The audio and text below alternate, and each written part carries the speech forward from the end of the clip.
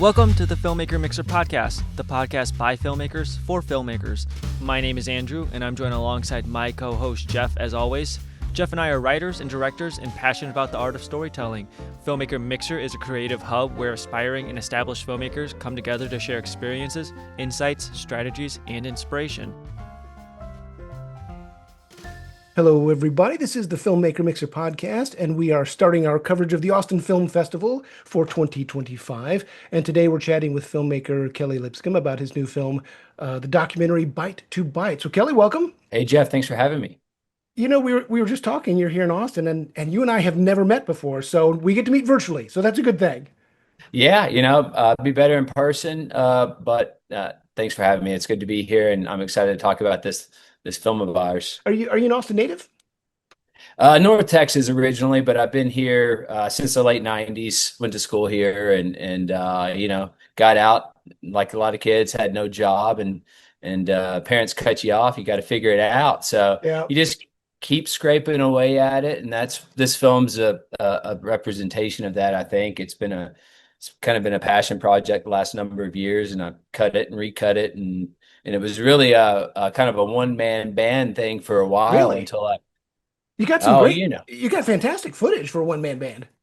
Well, I was shooting more then. I was really loving cameras, and I'd gotten lucky enough to start shooting for some networks and filming some cool stuff, and was starting to understand cinema lenses a little bit better and how that played into storytelling, right? And I started as a screenwriter, really, and that's always been kind of my love. But somehow the curves of life that are thrown at me been thrown at me, or they kind of led me into this other producer director thing. But I guess the writing's fundamental in the case of Bite to Bite, though. It's just these characters, they're just themselves. I'm not trying to, there's no angle with the film, even though it's about a rather controversial species, Bluefin tuna, a valuable species, and if managed well, a species that can thrive.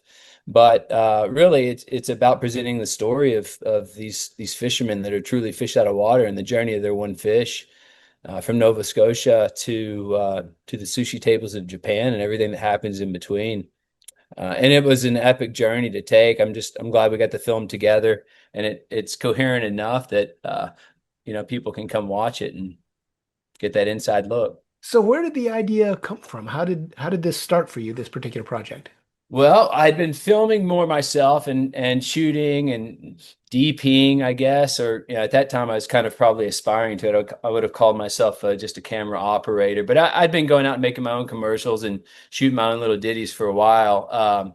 And I got hired to go up to Nova Scotia, actually, where our film starts, by Tag a Giant, Dr. Barbara Block. She's probably the preeminent bluefin tuna scientist in the country, if not the world. And it just so happens that a good buddy of mine's a marine biologist, and he's an Austin native, Robbie Shallert.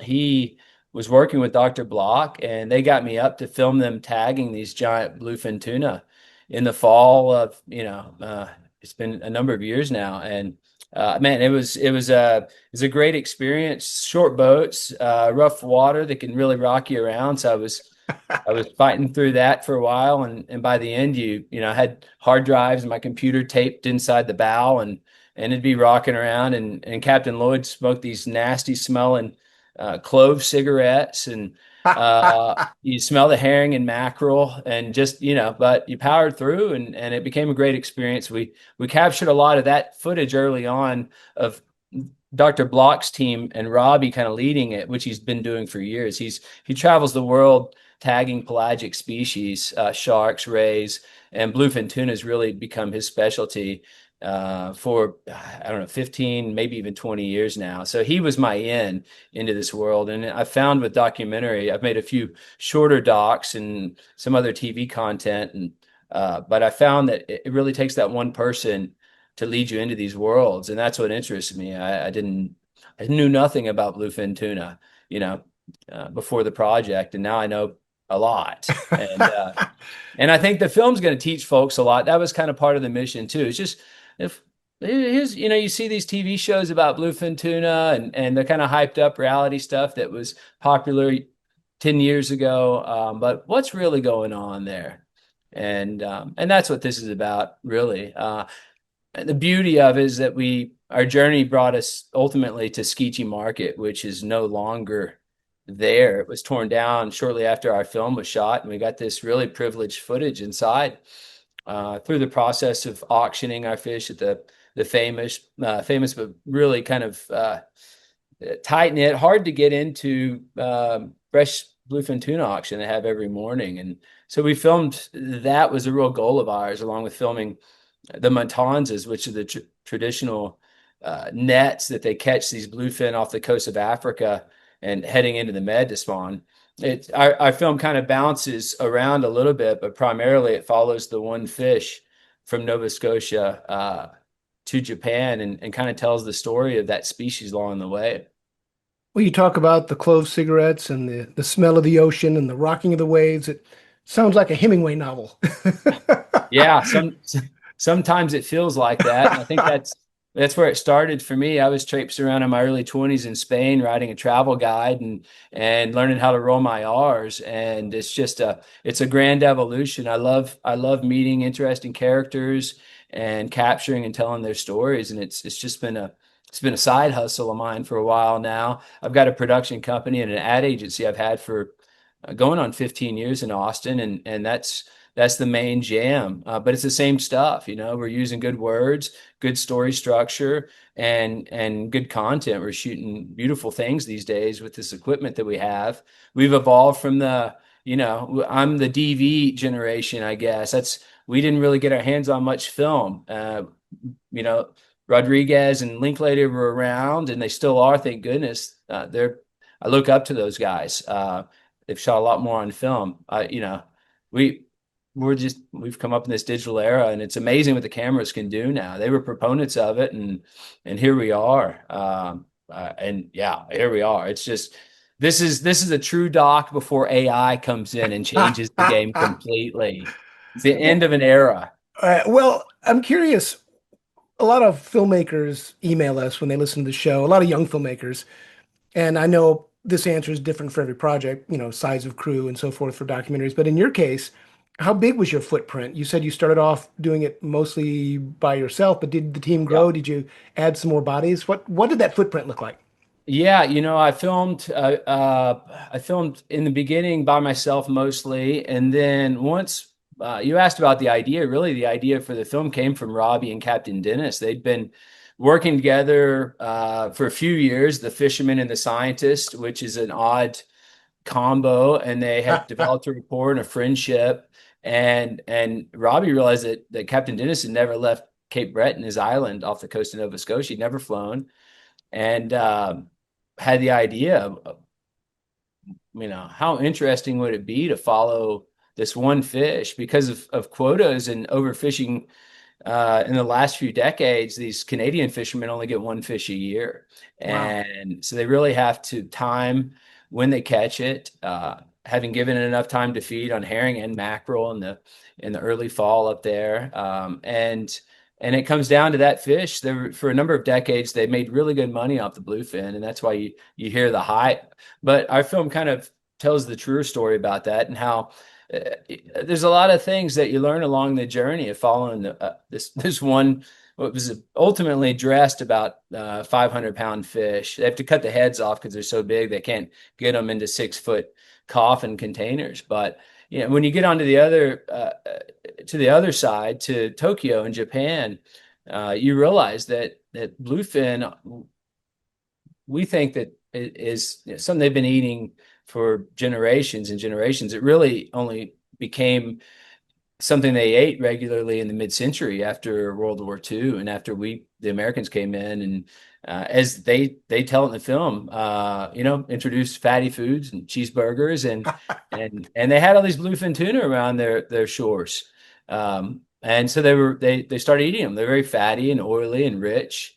And that was in the 50s, 40s and 50s. And by the 70s, it had boomed, and they'd fished out their seas, and they were looking abroad. It happened to coincide with Japan selling us a lot of electronics, and they would ship these JAP Airlines flights over full of electronics, and then had nothing to put in the cargo holds going back. And then this perfect alignment of the stars happened, and they discovered these giant bluefin tuna up in Nova Scotia and off the coast of Boston and Northeast, and started shipping them back. And the heyday was born. It lasted about 20 years, and I film delves into that. And what's happened since, because conservation measures have been enacted, and to some extent they've been successful, and others maybe not. So, what do you think you learned from doing this particular documentary? I mean, I feel like every time we do a film, even if you've done, hundreds of films, Mhm. each film teaches you something a little new, I think. Is there anything that you took away from this project that maybe changed your outlook on either filmmaking or your outlook on life itself? Did you have any epiphanies while you were shooting this project? Oh, I've probably had a few. I use other people's money. That's That one. that's a good one. Don't take so long to finish it. That's another one. How, Um, how you long were know, you how long were you in post?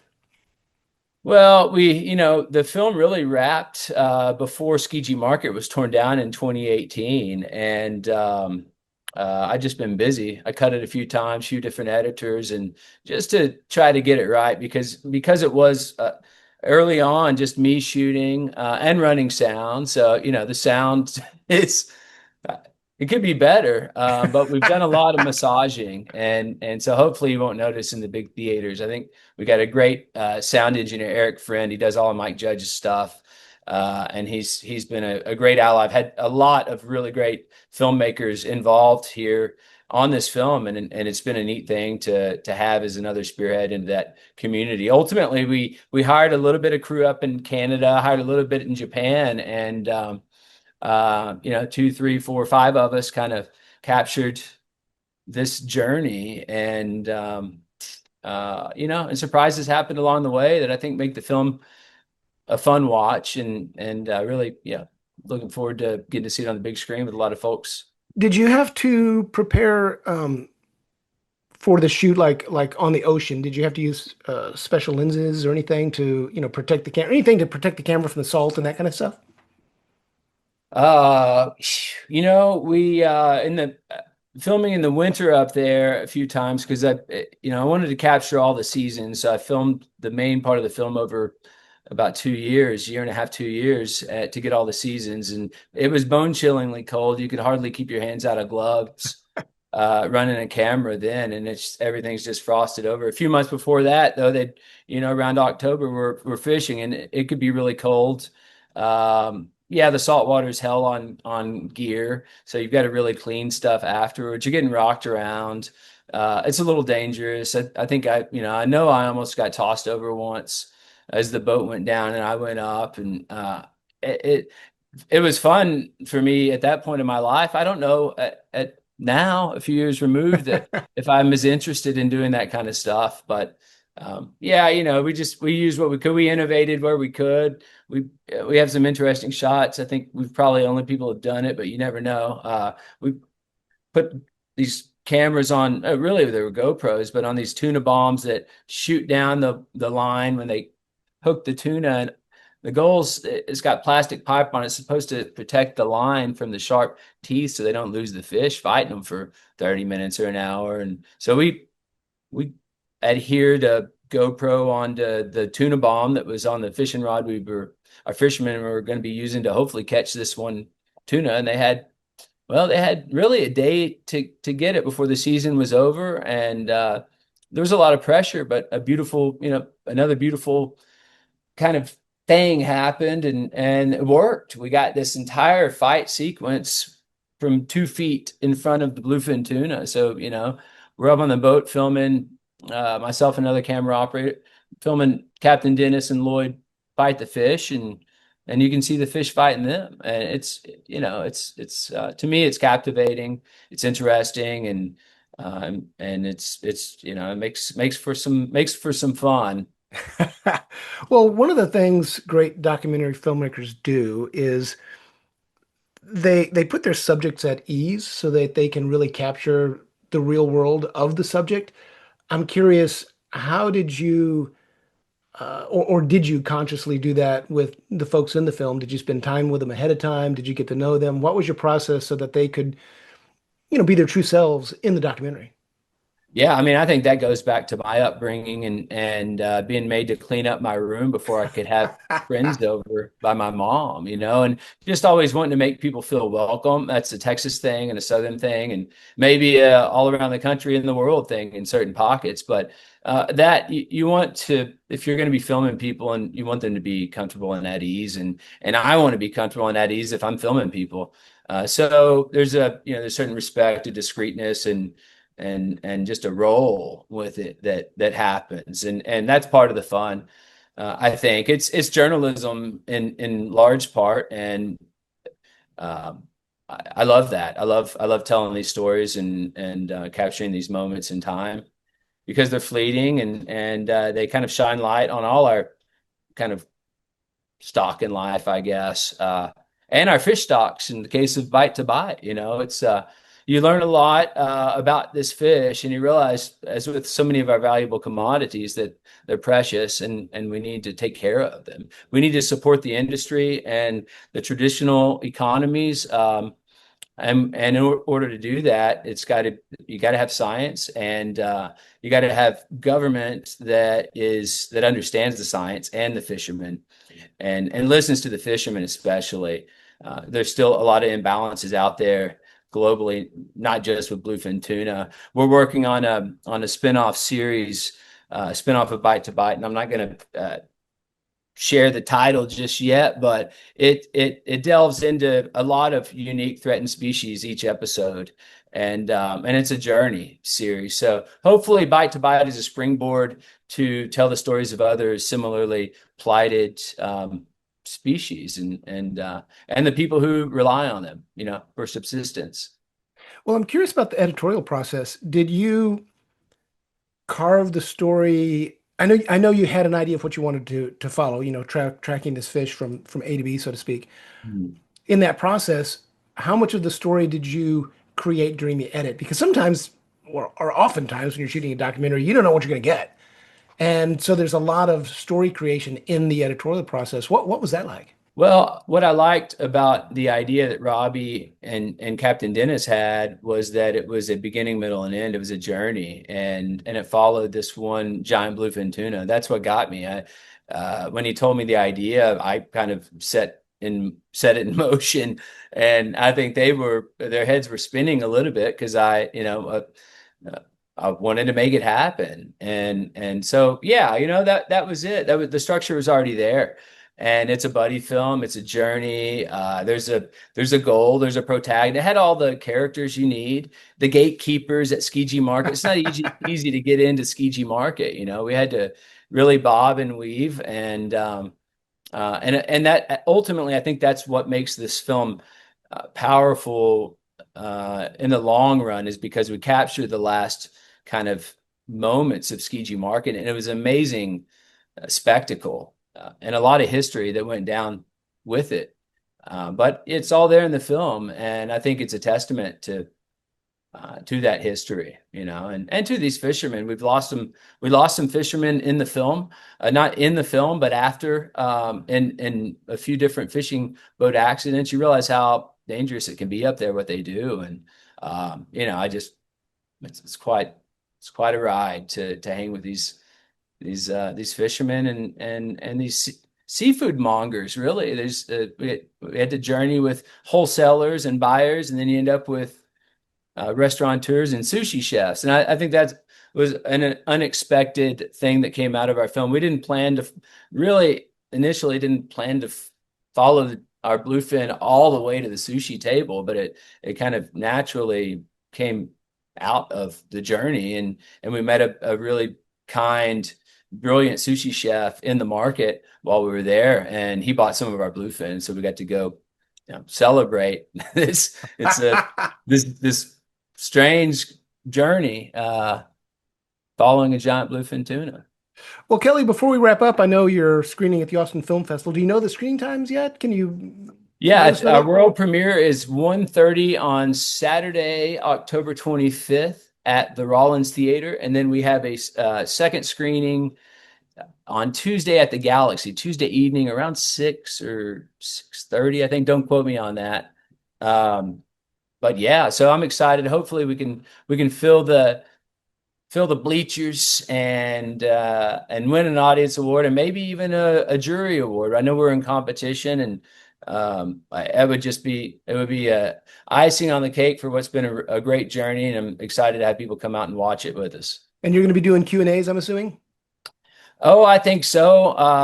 Fortunately, I've got a great publicist named Cher who's really helped this journey. And that's another thing you realize as you get a little older in filmmaking. Well, you figure out how to make money and do it, right? But then you find the people that can help you do more of it and promote what you're doing. And that's key. It truly is who you know. And what you know helps, but what you know helps, who you know helps also. Who you know and what you gonna do, what you exactly. gonna do. Well, very good. Well, I hope I see you down there, at the festival when it comes around in the next week or so. And in the meantime, don't hang up. I want to just chat with you just for a second, but thanks for joining us and best of luck on the premiere. Thanks, Jeff. Appreciate the time. All right, man. Take care. Thank you for listening to the Filmmaker Mixer podcast, a podcast created and hosted by filmmakers Jeff Stolen and Andrew Lamping and produced by Melody Lopez. Our theme song was composed by Stephen D. Bennett. Make sure to follow or subscribe on whatever platform you're listening to us on, and stay tuned for future episodes.